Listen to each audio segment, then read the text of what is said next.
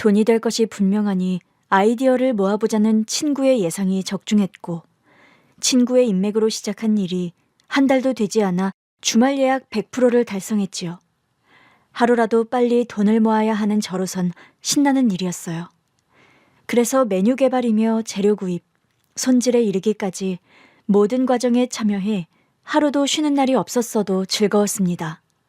그런데 이번 고객님은 다른 고객님들과 달리 좀 신경 쓰이는 구석이 있었어요. 선주야, 왜 그래? 그게 저분 아까부터 자꾸 날 쳐다보는 것 같아서. 어? 그러게. 계속 이쪽을 보고 계시네. 아는 분 아냐? 아는 분은 내가 이렇게 근사한 대저택 만화님을 알 기회가 어딨어. 혹시 이 점 때문인가?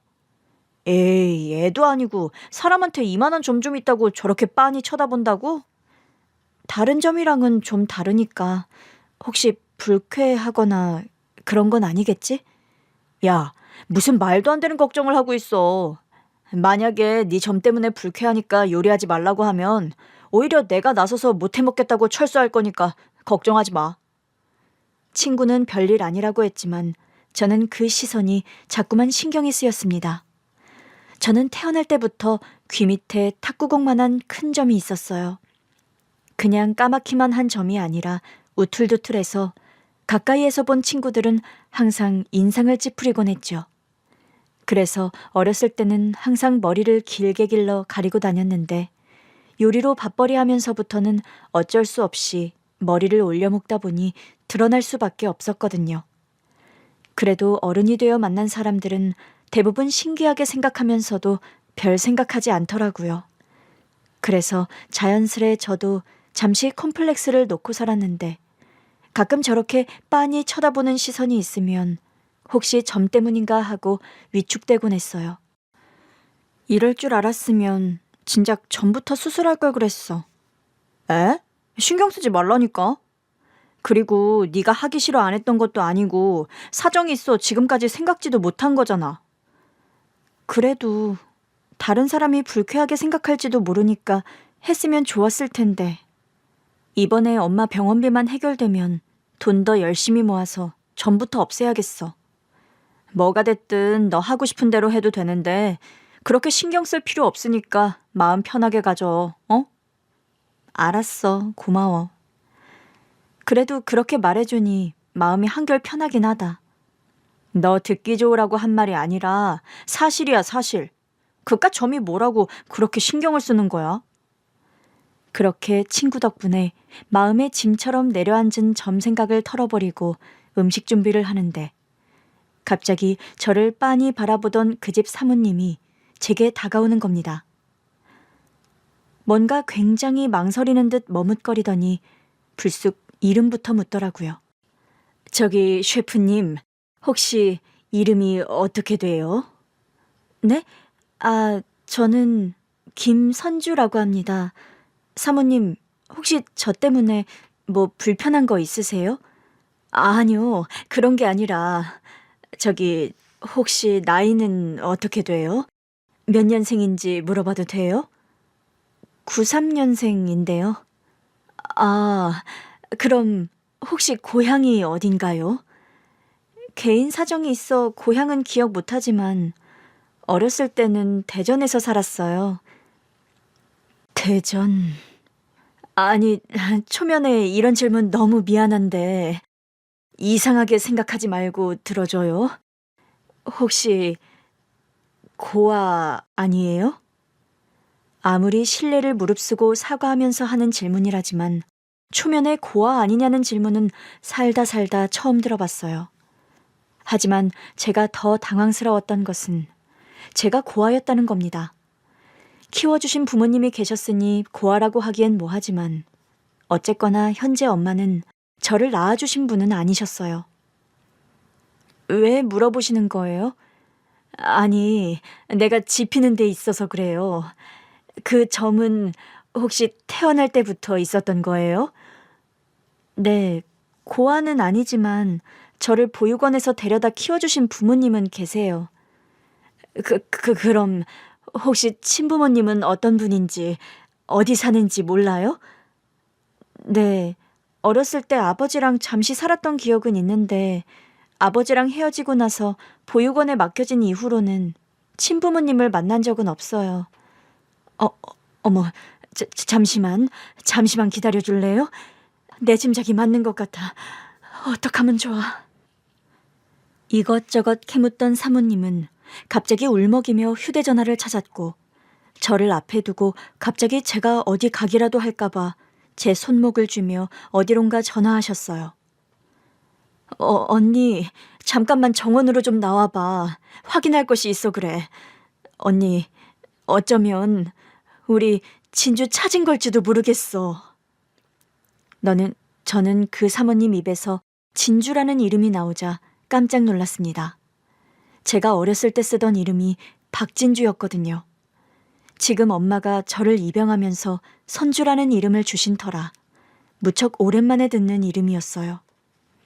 그런데 그 이름을 한 번도 본 적 없는 이렇게 근사한 부잣집 대저택 사모님에게서 듣다니요. 전화가 끊긴 지 얼마 안 되어 저택의 현관문이 열렸고 그곳에서 다른 사모님이 바쁘게 뛰쳐나왔습니다. 나올 때부터 제게 시선을 떼지 못한 채였는데 다가와 제 얼굴을 제대로 확인하자마자 저를 와락 껴안고는 엉엉 우시는 게 아니겠어요? 맞아, 우리 진주. 내 딸 진주 맞아. 이 얼굴도, 이 점도 우리 진주 맞아. 네? 진주야, 엄마야. 엄마 기억 안 나니? 제 얼굴을 붙들고 우는 사모님을 보고 저는 아무 말도 하지 못했습니다. 저는 친어머니에 대한 기억이 없거든요. 알코올 중독의 도박을 일삼던 아버지 밑에서 힘들게 살았던 기억은 있습니다. 아버지는 어린 제게 술을 사오라, 안주를 사오라 자주 심부름을 시켰어요. 그리고 당장 전화기를 붙들고 앉아 여기저기 돈 빌리기에 바빴지요.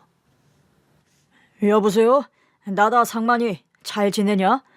다름이 아니라 우리 진주가 좀 아파. 병원을 가야 하는데 돈이 없네. 너 돈 좀 줘라. 내 딸 죽게 생겼어. 뭐 임마? 내가 지금 거짓말을 한다는 거냐? 내가 아무리 개망나니 같이 산다고 내 딸을 두고 거짓말을 하겠냐? 주기 싫으면 주지 마 새끼야. 기분 나쁘게 빈정거리고 지랄이야. 여보세요 고모님. 접니다 상만이. 예, 박 숫자 철자 장남 박상만이요. 다름이 아니라 제 딸이 이번에 교통사고가 크게 났지 뭡니까? 수술비가 필요한데 돈이 없어요. 그래서 제가 어렵사리 고모님한테까지 연락을 드렸습니다. 아휴, 면목이 참 없어요. 조금이라도 좋으니 좀 도와주십시오. 십시일반 모이면 제 딸도 벌떡 일어나지 않겠습니까?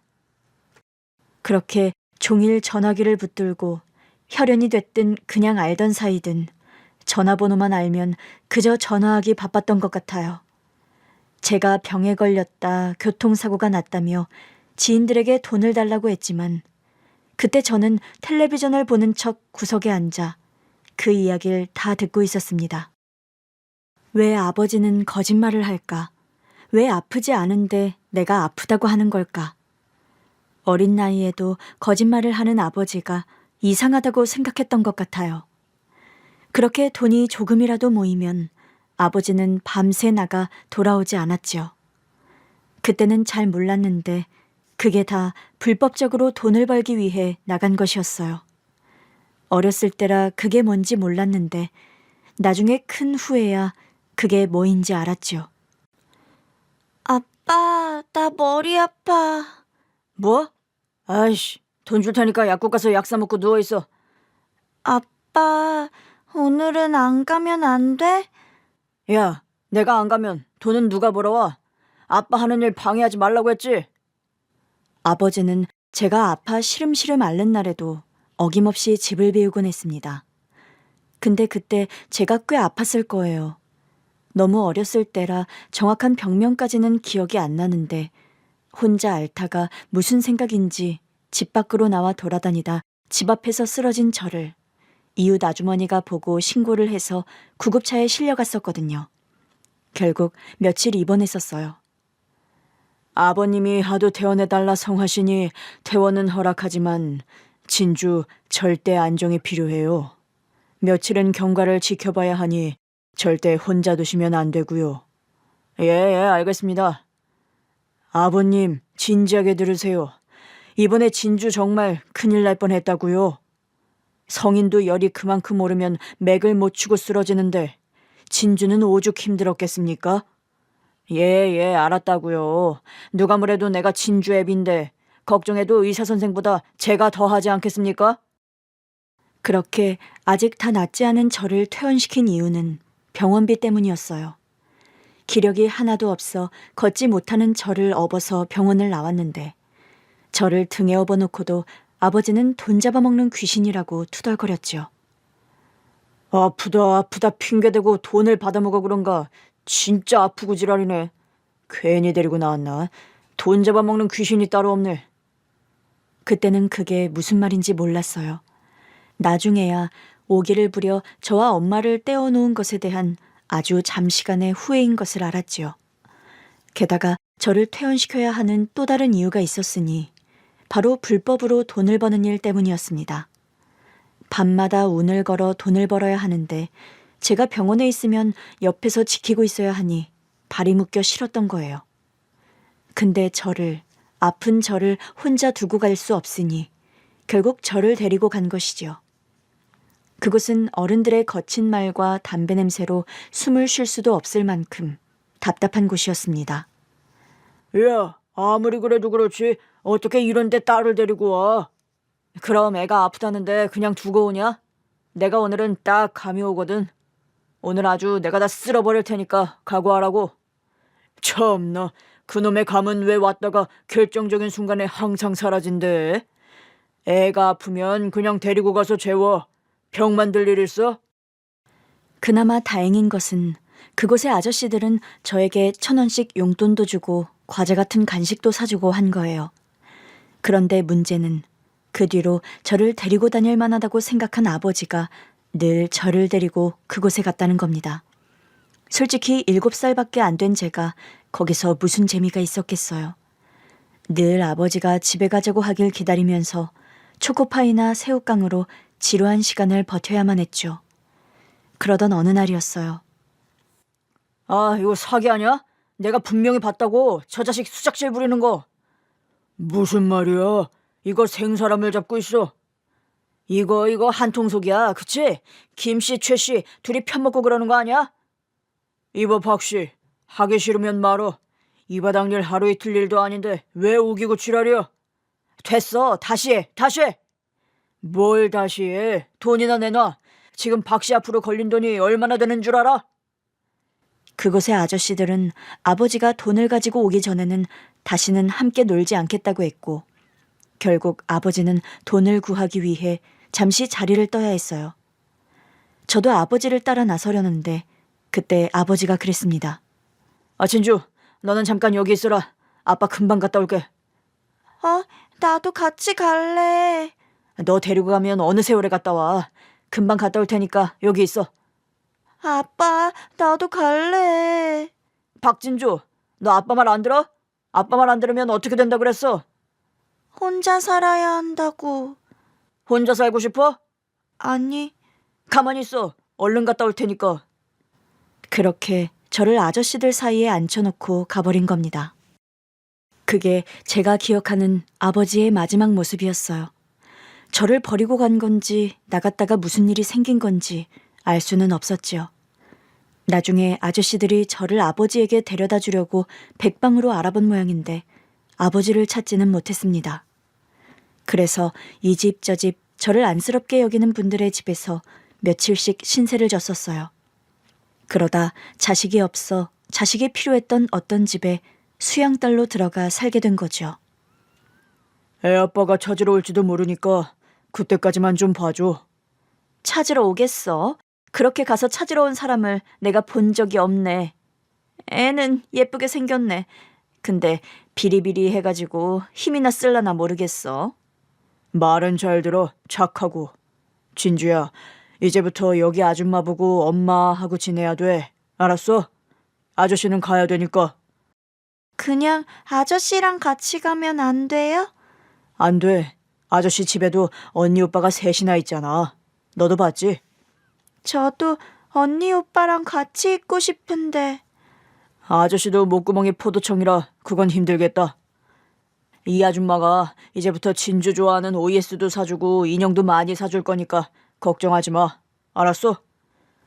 아버지는 갑자기 사라져버렸지만 그래도 저를 안쓰럽게 도우려고 했던 분들이 많았어요. 아버지가 오지 않아 슬펐지만 그래도 저를 챙겨주시는 분들 덕에 그 시간을 어렵지 않게 버텼던 기억이 있습니다. 그 집에 입양 가기 전까지 저를 돌봐주셨던 그 아저씨는 아버지 친구라고 믿기 어려울 만큼 다정한 편이기도 했고요. 너 설거지 할 줄 알아? 네. 그럼 너 저기 쌓인 설거지부터 해라. 하지만 그 집에서의 기억은 썩 좋지 않았습니다. 양딸로 키워주겠다고 저를 데리고 간 것이었는데 딸이 아니라 식모를 원했었거든요. 아침 저녁으로 설거지와 빨래, 마루 걸레질까지 시키는 일이란 일은 다 해야 했어요. 그렇게 10살까지 학교도 다니지 않고 식모처럼 살았죠. 학교 가지 못하는 것이나 힘든 집안일을 해야 하는 것은 견딜만 했습니다. 양아버지의 폭력에 비하면요. 야, 너 왜 나를 그렇게 쳐다보냐? 네? 안 쳐다봤는데요? 그럼 내가 거짓말을 한다 이거야? 희년이? 술을 안 마시는 날이면 제게 관심이 전혀 없었는데 술만 마시면 기다렸다는 듯이 제게 손찌검했지요. 비명을 지르거나 울면 강도가 더 세졌는데 어느 날은 정말 참기 어려울 지경에 이르러 저도 모르게 울면서 집 밖으로 뛰쳐나갔습니다. 이웃집 문을 두드리며 살려달라 외쳤고 결국 경찰까지 왔죠. 경찰 조사가 들어오자 양부모는 저를 포기한다며 보육원에 내다버렸어요. 그렇게 보육원에 들어가 살게 된 것이 10살이었습니다. 진주야, 진주는 친구들이랑 안 놀아? 네. 왜? 그냥 혼자 있는 게 좋아서요. 혼자 있는 게 좋아도 친구들이랑 함께 놀면 더 즐거울 텐데. 저기 친구들 술래잡기 하는데 같이 가서 놀아볼까? 어른들은 아이들의 세계를 모릅니다. 안다고 해도 모르는 거예요. 저라고 학교도 안 가고 혼자 지내다 만난 친구들과 왜 놀고 싶지 않았겠어요. 안 놀아주니까 못 놀았던 겁니다. 텃세도 있었지만 그보다는 제 귀밑점이 문제가 됐었어요. 뭐야. 야, 이것 좀 봐. 박진주 귀 밑에 엄청 더러운 거 있어. 이게 뭐야? 너 안 씻은 거 아니야? 아니야, 점이라서 그래. 이렇게 큰 점이 어딨냐? 병 아니야? 병인가 봐. 박진주랑 놀면 병 없는데. 제게 커다란 점이 생기는 전염병이 있다는 말도 안 되는 소문은 아이들 사이에서 삽시간에 퍼졌어요. 그러니 저와 놀고 싶지 않은 애들이 저를 술래잡기 같은 놀이에 끼워줄 리가 없었죠. 얘들아, 진주랑도 함께 놀아야지. 자, 진주야, 진주도 같이 해보자. 또 아이들은 영악했습니다. 선생님이나 봉사자들 앞에선 친한 친구처럼 굴면서 저를 챙기는 척하고는 어른들이 보지 않으면 저를 외면하고 밀어냈어요. 친구들이 놀아주지 않는다. 점 때문에 더럽다고 한다는 말을 사실대로 해봤자 달라지는 것이 없다는 것을 너무도 잘 알고 있었던 저입니다. 태어나 처음으로 가본 학교에서도 마찬가지였어요. 머리를 길러 가리고 있었는데도 바람이 불거나 실수로 보이는 날이면 어제까지만 해도 손을 잡고 하교하던 친구들도 다음 날이면 쌩 하고 찬바람을 일으키며 저를 무시했죠. 그때 제 손을 잡아준 것이 당시 보육원으로 봉사활동하러 온 지금의 엄마였습니다. 안녕, 진주야. 아줌마 기억하지? 네. 진주, 그림 되게 잘 그리더라. 아줌마가 진주 그림 그린 스케치북 좀 봤어. 저보다 잘 그리는 사람 많은데. 다른 사람이 무슨 상관이야. 진주는 진주대로 잘 그리면 되는 거지. 진주가 잘하고 못하고는 다른 사람과 비교할 필요가 없어. 왜요? 다른 사람보다 잘해야 하는 거고 못하면 못하는 거 아니에요? 그렇게 따지면 1등만 최고인 세상이게? 세상은 그렇지 않아. 2등도 3등도 심지어 꼴등까지도 사랑받아야 하는 세상이지. 아줌마는 진주가 그린 그림이 제일 좋았어. 마음이 되게 따뜻했거든. 별 볼 일 없는 제 그림을 두고 그렇게 이야기해 준 사람은 처음이었습니다. 그래서 처음부터 저는 엄마가 무척 마음에 들었었어요. 부모님은 오랫동안 아이가 없던 부부였고 많은 고민 끝에 저를 입양해 주셨지요. 이제부터 아줌마를 엄마, 아저씨를 아빠라고 불러줄래? 실은 아줌마랑 아저씨가 아이가 없어서 아이는 어떻게 사랑해줘야 하는지 잘 몰라. 그래서 실수가 있을 수 있고 진주 마음을 상하게 하는 일이 생길지도 모르는데 그럴 땐 진주 마음이 이래서 아팠다 하고 솔직하게 말해줘. 그러면 아줌마랑 아저씨도 그 점을 고칠게. 그러면서 엄마가 제게 처음으로 선물해 주신 것은 이름이었습니다. 앞으로는 새로운 이름으로 좋은 기억만 지니고 살라며 선주라는 이름을 주셨지요. 그 뒤로는 따뜻한 기억뿐이에요. 비록 형편이 썩 좋은 집은 아니었지만 부모님과 살면서 불행하다거나 왜 나를 입양해 왔느냐고 원망했던 적은 한 번도 없었지요. 짜잔! 우리 손주 15번째 생일을 축하해. 이게 뭐야? 물감이랑 붓? 우리 손주 더 멋진 그림 그리라고 엄마 아빠가 준비했지. 이거 다 비싼 거잖아. 아무리 비싸도 우리 딸 꿈을 위해서라면 이 정도는 투자할 수 있어. 나 이렇게 비싼 물감이랑 붓은 필요 없단 말이야. 이 돈이면 아빠 겨울 패딩이나 한 벌 사지. 손주야, 아빠 패딩 있어. 네가 왜 그런 걱정을 해? 손주 그림 그리는 거 좋아하잖아.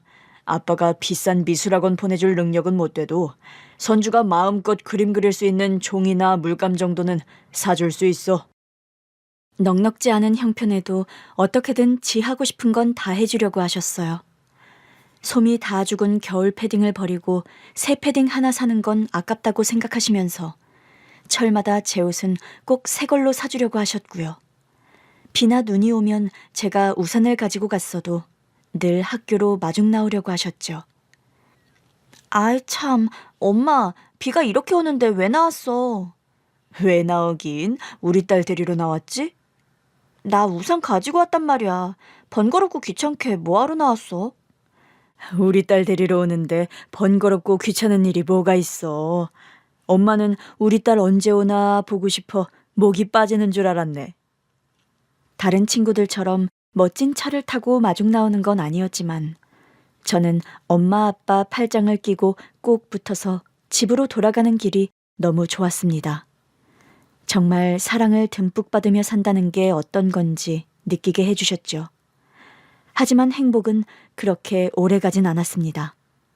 고등학교 때 아버지께서 사고로 갑작스럽게 돌아가시면서 집안 사정이 더 어려워졌거든요. 그림을 그만둬야 하는 것도, 대학에 가지 못하게 된 것도, 좀 더 가난하게 살게 된 것도 모두 괜찮았어요. 더는 아버지를 만날 수 없다는 사실에 저와 엄마는 너무 힘들었죠. 손주 아빠, 손주랑 나는 어쩌라고 이렇게 허무하게 가버려요. 이제 우리 둘이 어쩌라고. 엄마, 진정해. 진정하고 밥 좀 먹자. 어? 손주야, 우리 이제 어쩌니? 너희 아빠 없이 너랑 나만 어떻게 살아? 특히 엄마는 세상에 둘도 없는 벗을 잃은 듯이 무척 힘들어 하셨고, 저는 그런 엄마를 보는 게 너무 괴로웠습니다. 아버지를 잃었지만 저는 슬픔에 정신줄을 놓고 있을 새가 없었어요. 엄마를 챙겨야 했으니까요. 엄마, 나 아르바이트 구했어. 아르바이트? 웬 아르바이트? 네가 왜 아르바이트를 해? 선주야, 설마 생활비 부족할까 봐 그러는 거야? 쓸데없는 걱정하지 마. 엄마가 너한테 돈 벌어오랬어? 그게 아니라 나는 그냥 엄마한테 도움이 되고 싶어서. 솔직히 나 이 정도 그림 실력 갖추고 미대는 택도 없어. 그렇게까지 대학에 가고 싶은 것도 아니고. 내가 아빠만큼은 못해도 엄마랑 나랑 둘이 오붓하게 살 수 있을 정도는 벌 수 있도록 할 테니까 엄마도 내 학비 때문에 전전긍긍하지 않았으면 좋겠어. 선주야, 네가 대학에 안 가면 엄마가 나중에 네 아빠한테 면목이 없어. 아빠랑 약속했단 말이야. 너 하고 싶은 공부만큼은 어떻게든 시켜주겠다고. 일단은 아빠 앞으로 나온 보험금도 있고. 내가 그 돈으로 어떻게 대학을 가? 나 정말 대학 가고 싶은 거 아니야. 엄마 생각해서, 우리 형편 생각해서 그냥 하는 말이 아니라 난 그냥 엄마랑 행복하게 사는 거, 그거 하나야. 어떻게든 대학에 보내려는 엄마를 설득해 학교 끝나고 식당에서 아르바이트를 시작했어요. 처음에는 서빙부터 시작했다가 바쁠 때 주방 일을 조금씩 돕다 보니 어느새 칼을 쥐고 불 앞에 서 있더라고요. 그런데 생각보다 그게 적성에 맞았고 제가 요리하는 것을 즐기고 있다는 것을 알게 된 겁니다. 씨는 한쪽 문이 닫히면 다른 쪽 문을 열어두신다더라. 어쩌면 이 일이 너에겐 열린 문이 될지도 몰라. 사장님은 그렇게 말씀하시며 제게 요리의 기본기를 알려주셨죠. 그렇게 고등학교를 졸업하자마자 저는 조리사 자격증부터 따기 시작했어요. 돈을 벌면 그 돈으로 학원에 등록하고 저녁에는 일을 다니면서 한식, 중식, 양식, 일식을 다 땄지요. 엄마, 나 합격이래. 드디어 일식조리 기능사까지 땄어. 장하다 우리 딸. 기어이 일식까지 다 딴 거야? 내 가장 소박한 꿈 중에 하나였잖아. 요리 자격증 4개 따기. 선주야, 그러면 내년에 요리로 대학 가는 거 어때? 자격증이 있어도 대학에서 배울 수 있는 게 또 있을 텐데. 엄마, 나는 지금 대학 다니는 것보다 훨씬 좋아. 일도 하고 공부도 해서 이렇게 성과 만들어내는 거. 적성에도 맞고 무엇보다도 너무 즐거운 거 있지? 그리고 내 꿈은 대학 가는 게 아니야. 그럼 나 혼자서도 충분히 감당할 수 있는 작고 소박한 나만의 식당 갖는 거.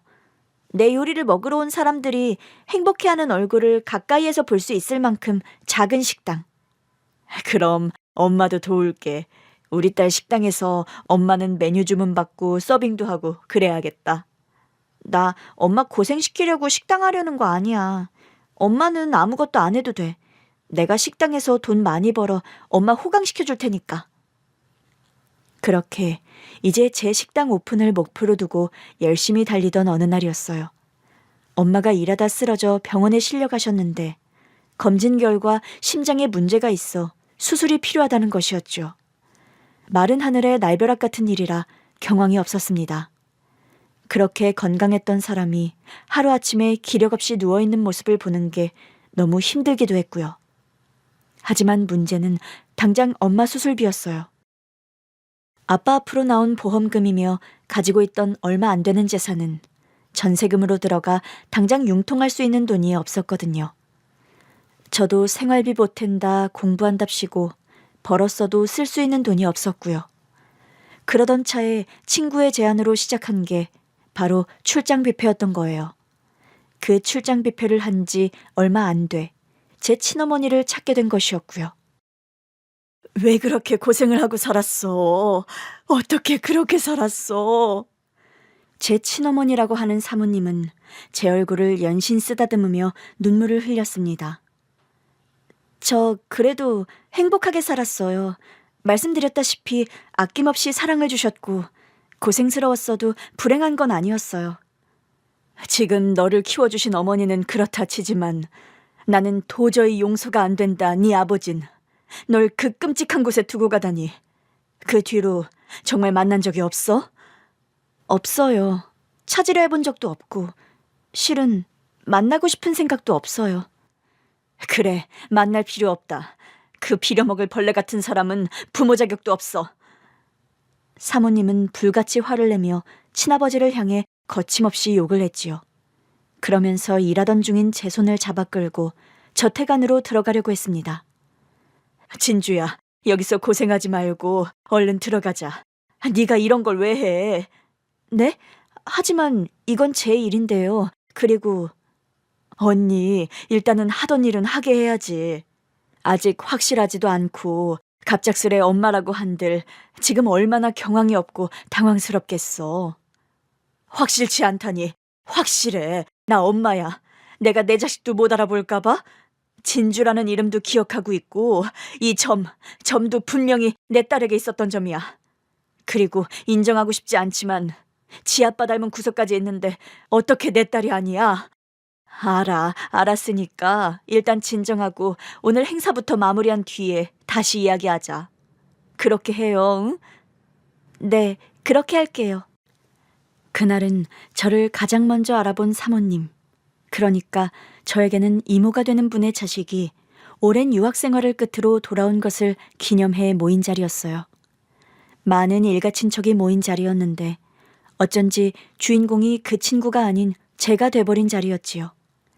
일단 행사부터 마무리하자는데 친어머니는 일하는 저를 자꾸 친척들에게 데려가 보이며 눈물을 흘리셨고 그럴 때마다 난처해져 저는 눈치만 살피고 있었습니다. 미안해요. 이렇게 곤란하게 할 생각은 아니었는데 이럴 줄 알았으면 내가 행사 끝나고 이야기할 걸 그랬어. 아니에요. 제가 진짜 딸이면 얼마나 반가우시고 그리우셨겠어요. 솔직히 저는 친어머니에 대한 기억이 하나도 없어서 저분만큼 기뻐해드리지 못해 죄송할 뿐인데요. 게다가 오늘 주인공은 따로 있는데 본의 아니게 제가 방해된 것 같아 너무 죄송하고요. 아니야, 그런 건 신경 안 써도 돼요. 선호는 이런 자리 끔찍이 싫어하는데 다 어른들 욕심 때문에 나와 있는 거지 뭐. 우리 아들은 걱정하지 말아요. 그렇게 행사가 막바지에 이르는 동안 몇 번이나 테이블에 불려가 처음 본 친척들에게 인사를 드리면서 이게 맞나 싶었습니다. 저만큼이나 놀라고 당황한 건 친구였어요. 뭐야? 너 입양됐단 사실 나 처음 알았는데? 그런 이야기를 뭐하러 떠벌리고 다녔겠어. 하긴 뭐 굳이 할 이야기도 아니긴 하다. 그런데 사실이야? 저분이 네 친엄마라는 거? 아직 모르겠어. 저분은 확신을 가지고 말씀하시긴 하는데 나는 너무 갑작스러운 일이라 모든 게 다 거짓말 같고 그래. 잘 됐으면 좋겠다. 응? 선주 너 그동안 고생 많이 했잖아. 입양까지는 몰랐지만 그거 아니어도 아버지 돌아가시고 얼마나 힘들게 여기까지 왔어. 거기다 어머니까지 그렇게 되셔서 마음 너무 안 좋았는데 친어머니가 이렇게 잘 사시는 분이면 도움받을 수 있을 거 아니야. 사실 그런 마음이 있었던 것도 사실이에요. 그게 당연한 게 아닌데 만약 저분이 내 친어머니라면 엄마 수술비 정도는 부탁해 볼 수 있지 않을까? 그런 생각부터 들더라고요.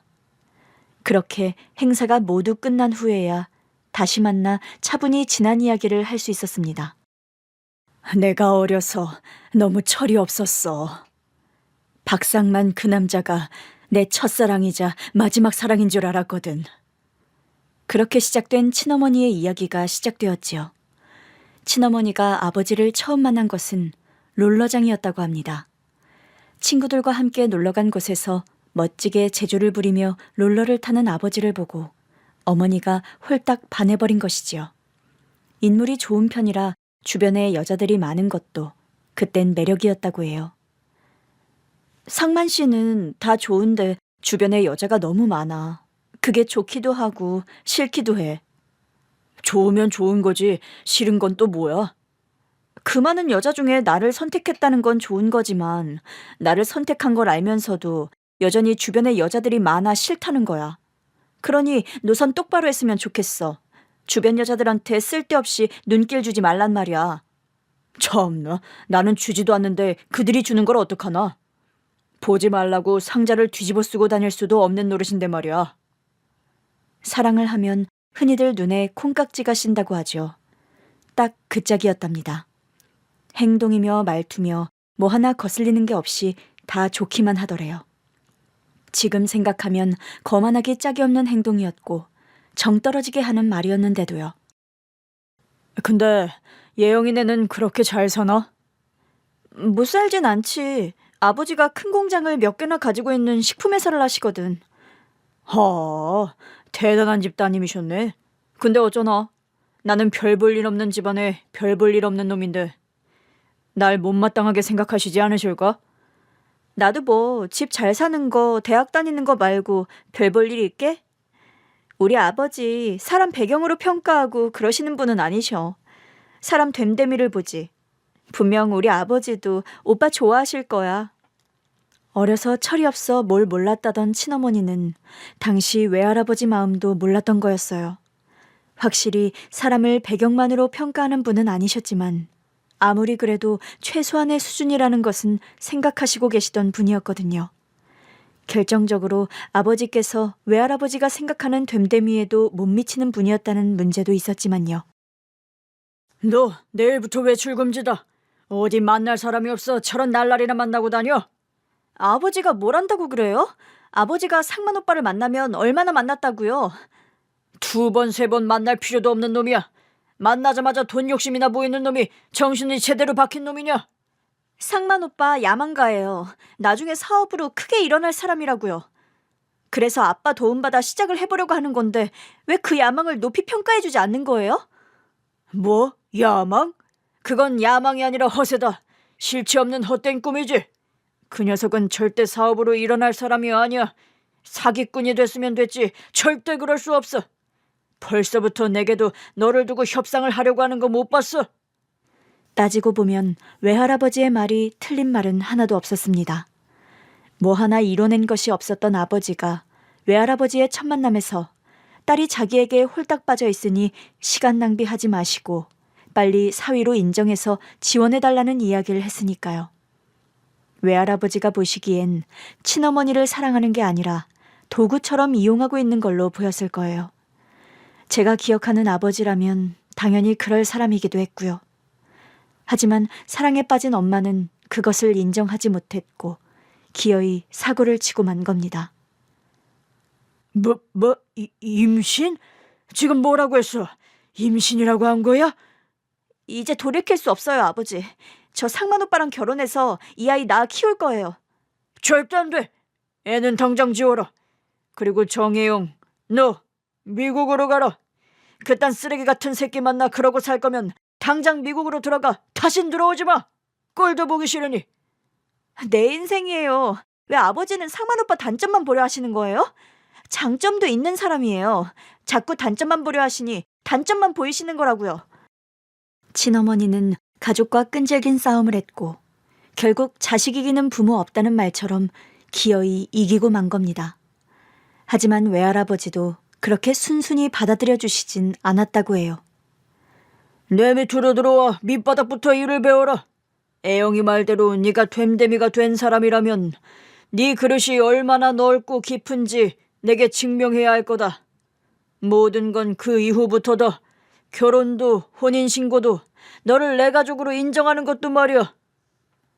외할아버지는 마음 단단히 먹었다는 듯 그렇게 으름장을 놓았고 친어머니는 이제 모든 것이 해결된 듯이 기뻤다고 합니다. 콩깍지가 씬 어머니는 그 기회가 아버지의 진가를 보여줄 수 있는 절호의 찬스라고 생각한 거죠. 하지만 그건 어디까지나 어머니의 착각이었을 뿐이었어요. 아버지는 외할아버지의 회사에서 번번이 실수하고 심지어 그 실수를 인정하지 않는 태도 때문에 직원들의 미움을 샀거든요. 어이씨, 진짜 내가 언제까지 일을 해야 해? 오빠 왜? 일이 힘들어? 야, 명색이 내가 이 집 장녀랑 결혼해 첫 번째 사위가 될 사람인데 밑바닥에 있는 애들이랑 나란히 서서 일을 해야 한다는 게 말이 돼? 아버님 해도 너무한 거 아니야? 계속 그 일을 시키려는 게 아니라 아버지 딴에는 일종의 시험을 보려 하시는 거니까 조금만 더 참아보자, 응? 아 몰라, 네가 좀 말 좀 해봐. 진짜 열받아 못 해먹겠네. 당장이라도 무슨 일이 터질 것 같은 시한폭탄처럼 굴면서 회사를 다니는 바람에 평가도 썩 좋지 못했다고 해요. 그러다 보니 친어머니는 불안이 커졌고 그 와중에 저를 출산하게 된 것이죠. 그쯤 되니 외할아버지께서도 슬슬 설득을 하시더랍니다. 애영아, 우리 집에서 네가 낳은 애 하나 키우는 거 일도 아니다. 너도 슬슬 느끼고 있지 않아? 박상만 저거 인간되게 글렀다. 어떻게 하면 사람이나 부리며 편하게 살까 그 궁리만 하는 아주 인간 쓰레기 같은 놈이야. 애초에 너를 아꼈으면 겨우 대학에 들어간 너를 임신시키는 일도 없었을 거다. 하지만 정신 차려라. 진주 데리고 미국에 있는 고모한테 가 있어. 그리고 내가 나오라고 할 때까지 아이 키우면서 지내라. 슬슬 콩깍지가 벗겨지고 있는 와중이었지만 그래도 친어머니는 제 아버지가 인정받기를 원했어요. 저를 아버지 없는 자식으로 키우고 싶지 않았고 자기 인생에서 가장 큰 선택이 실패로 남는 것도 싫었으니까요. 그래서 아버지를 설득하는 일이 많았는데 아버지한테는 그게 설득이 아니라 잔소리가 되어 온 겁니다. 오빠, 그러니까 그건 그렇게 하지 말고 아빠가 하라는 대로 했었어야지. 김 과장님도 그게 아니라고 했다면서. 그런데 바득바득 우겨 그렇게 한 건 오빠잖아. 그럼 오빠가 책임져야 하는 거 아니야? 인정할 건 인정하고 사과할 건 사과를 해야 주변 사람들에게 신뢰를 얻지. 야, 너도 잔소리냐? 그만 좀 해. 이미 그런 이야기는 지긋지긋하게 들었으니까. 너도 좀 질리는 구석이 있는 거 알아? 뭐 질려? 오빠, 나는 지금 오빠 생각해서 하는 말이잖아. 오빠가 우리 아버지한테 인정을 받아야 우리 가족이 안정적인 삶을 살지. 대체 언제까지 니네 아버지 시다발이나 하고 살아야 되는데? 뭐 시다발이? 오빠, 우리 아버지가 언제 오빠 시다발이를 시켰어? 그럼 지금 내가 하는 일이 시다발이지 뭔데? 야, 나는 너랑 결혼하면 기깔나게 좋은 차에 기사 끌고 다니면서 목에 힘 좀 주고 다닐 줄 알았어. 근데 이게 뭐냐? 선생도 아니고 너네 아버지는 왜 맨날 불러다 지긋지긋한 잔소리나 하는 건데? 아이씨, 진짜 더러워서 못 해먹겠네. 더러워서 못 해먹어? 오빠, 진짜 안 되겠다. 내가 오빠 편 들어주는 것도 이제 한계가 있어. 지금쯤이면 100%는 아니어도 30%는 인정받아야 하는 거 아니야? 근데 지금 뭐야? 오빠 아버지뿐만 아니라 공장 사람들 누구에게도 인정받지 못하고 있잖아. 이래서 어떻게 우리 가족을 책임질 가장이 되겠다는 거야? 야, 됐어. 안 해. 너네 아버지 사위도 안 하고 네 남편도 안 하고 네 자식 아빠도 안 할 테니까 걱정하지 마. 안 하면 그럼 뭐 헤어지기라도 하자는 거야? 그래, 쪽내, 시발. 있는 것들이 더하다더니 꼴값은. 그렇게 친어머니에게는 평생 상처와 충격으로 남게 된 그날 밤의 대화로 저의 친부모님의 관계는 완전히 끝나버린 거예요. 그러나 문제는 그게 끝이 아니었답니다. 모든 걸 다 포기하고 지겨워 못 버티겠다는 듯이 나간다던 아버지가 태도를 바꾼 거예요. 위자료? 지금 나한테 위자료 달라 그랬어? 내가 왜? 야, 당연한 거 아니야? 내가 여기서 굴러먹은 시간이 아니면 지금쯤 밖에서 사업으로 뭐라도 성공했어도 됐을 텐데 다 네가 내 발목 붙잡고 있는 통에 시간 낭비만 한 꼴이 됐잖아. 그러니 그 시간에 대한 보상, 내 성공에 대한 최소한의 보상은 해줘야 하는 거 아니냐? 기가 막혀서. 오빠가 되긴 뭐가 돼. 나 만나기 전까지도 뭐 하나 이룬 게 없었는데 갑자기 그 사이에 뭐가 됐을 거라고? 웃기지 마. 나도 물론이고 우리 아버지도 오빠한테 줄 돈 없어.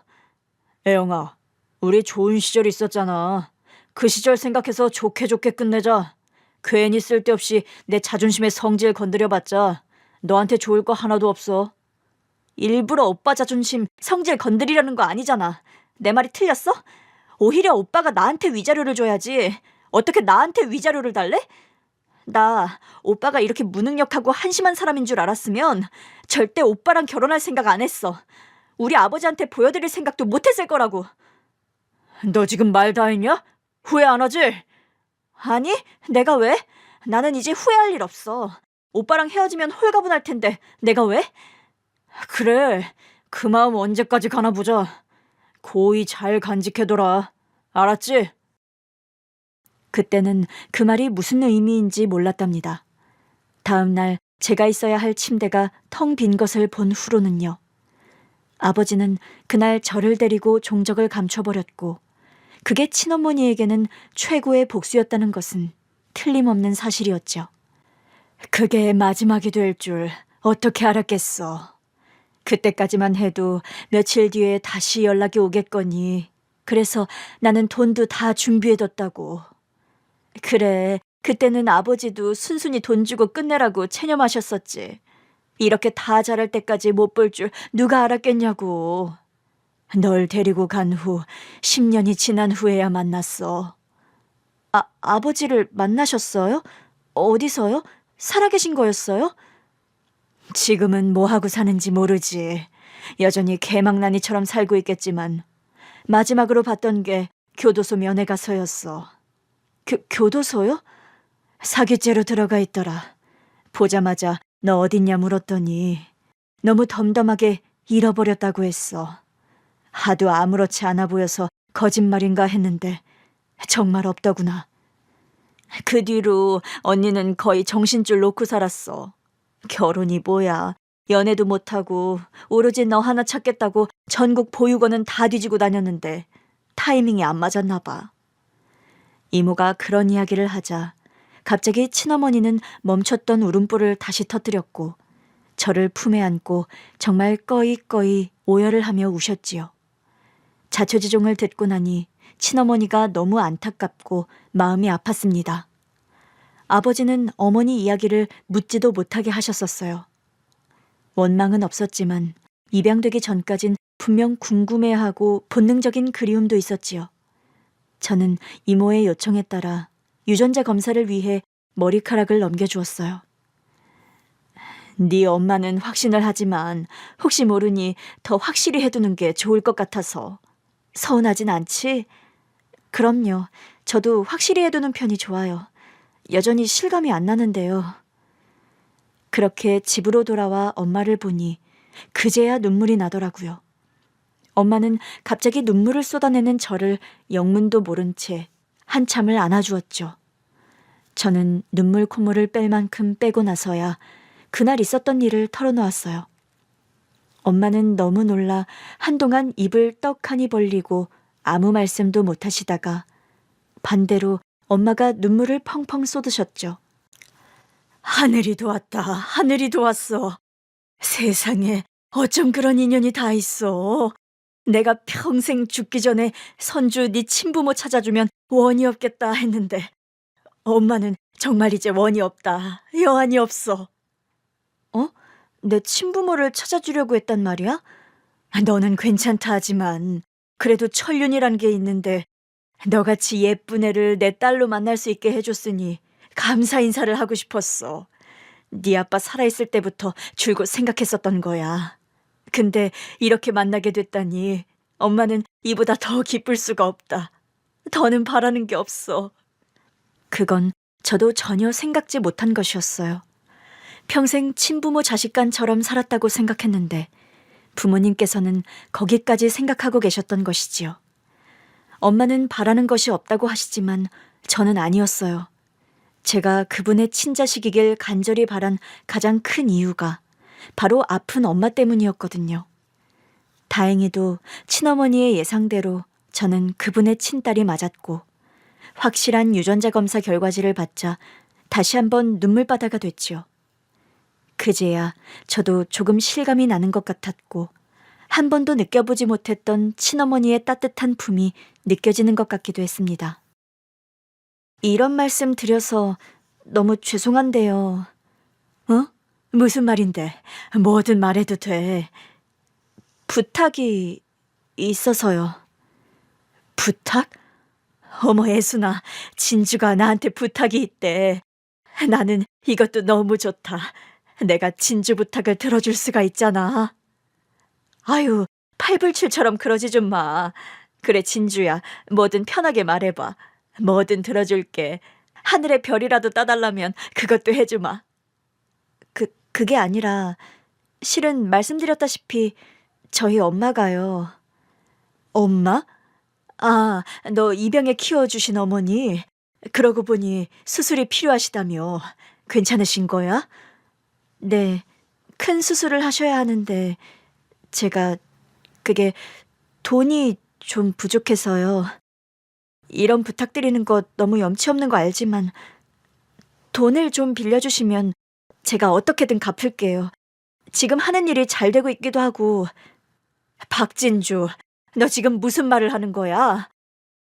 어떻게 부탁을 드려야 할지, 이런 이야기를 드려도 되는 건지 싶어 쩔쩔매며 어렵게 꺼낸 이야기에 친어머니는 웃음기가 가신 얼굴로 무섭게 일렀어요.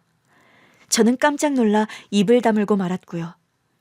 그런데 친어머니가 하는 말에 저는 그만 눈물을 펑펑 쏟고 말았지요. 지금 너를 보육원에서 데려와 사랑으로 키워준 네 양어머니 수술비를 빌려달라고 하는 거야? 너 나를 어떻게 보고 그런 소리를 해? 빌려주다니 얼마든지 그냥 줄 수 있어. 너를 이렇게 예쁘게 사랑으로 키워줬는데 내가 그 정도도 못 해줘? 어쩜 엄마 섭섭하게 그렇게 이야기를 해? 네? 저는 그래도 이게 쉽지 않은 부탁이니까. 아휴, 그분이 너를 잘 키우긴 키우셨다. 마음이 어쩜 이렇게 여리고 고와. 진주야, 걱정하지 마. 조만간 어머니 입원시켜서 검사부터 다시 받게 해드리자. 우리나라에서 최고로 좋은 의사한테 수술받게 해줄 테니까 걱정하지 마. 친어머니와 이모는 저를 키워주신 엄마 걱정은 절대 할 필요 없다며 든든하게 제 뒤를 지켜주셨습니다. 그렇게 엄마는 빠르게 입원해 수술을 위한 모든 검사를 마치고 가장 실력 있는 의사로부터 수술을 받을 수 있었어요. 거기다 회복 기간 내내 VIP 병실을 쓸 수 있도록 배려도 해주셨고요. 제가 말년에 선주, 아니 진주 덕분에 아주 호강합니다. 감사합니다. 진주처럼 예쁘고 고운 아이 낳아주셔서 제가 너무 행복했습니다. 무슨 말씀이세요? 제가 지키지 못한 아이 이렇게 예쁘고 건강하게 키워주셔서 저야말로 정말 감사할 따름입니다. 큰일 하신 거예요. 이번엔 저를 낳아주신 분과 키워주신 분이 서로를 얼싸안고 눈물을 나누었고 어쩐지 저는 그 모습을 보며 세상을 다 가진 기분이 들었어요. 죽어도 여한이 없다는 말 실감해 본 적 있으신가요? 저는 그 순간 딱 그런 생각이 들었습니다. 그 이상 뭔가를 바라면 그건 정말 양심 없는 사람이겠다 싶을 정도로 완벽한 순간이었거든요. 그런데 친어머니가 슬쩍 제게 다른 제안을 하시더라고요. 갑작스러운 말이지만 그때 보니까 말이야, 진주 네 음식 솜씨가 꽤 좋던데 정말 식당에서 학원에서만 배운 솜씨야? 네? 그렇게 말씀해 주시니 너무 감사해요. 엄마는 네가 유학을 갔으면 싶은데. 네? 유학이요?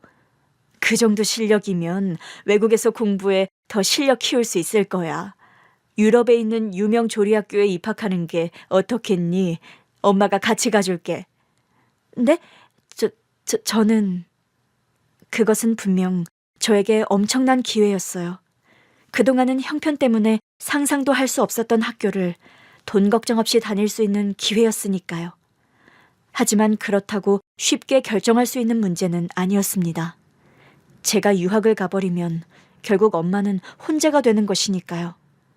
게다가 친어머니와 함께 유학길을 간다는 것이 그동안 저를 키워주신 엄마를 외면하고 가는 것 같아 선뜻 내키지가 않았어요.